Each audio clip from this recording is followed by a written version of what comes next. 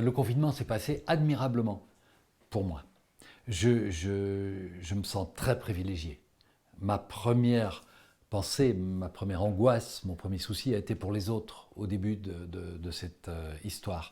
Euh, je me suis dit, bon sang, il y a des gens qui vont morfler. Des gens qui habitent à plusieurs dans un très petit endroit. Des femmes qui sont victimes de violences conjugales et les enfants.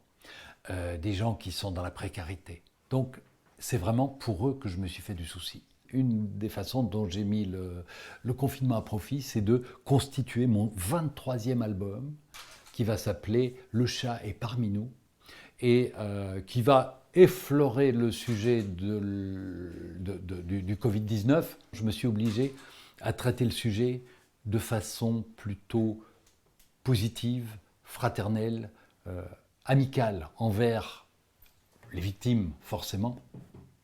J'ai pas du tout eu envie de faire de l'humour noir.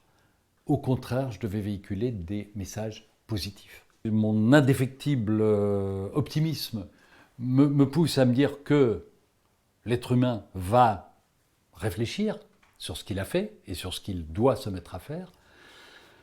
Alors il y a tout de même toujours une part de pessimisme aussi qui dit mais c'est peut-être un doux rêve. Je le crains, évidemment. Mais je continue à penser qu'il faut que nous réfléchissions autrement. C'est-à-dire qu'on se rende compte que le monde peut continuer à tourner sans qu'il y ait des milliers d'avions qui volent dans tous les sens tous les jours. Donc tout ce que nous appelions de nos voeux, Greta Thunberg et moi, pour ne citer que 2 personnes, s'est réalisé comme ça d'un claquement de doigts. Et si on profitait vraiment de ce moment pour réinventer un monde plus juste, plus équitable, moins polluant, etc.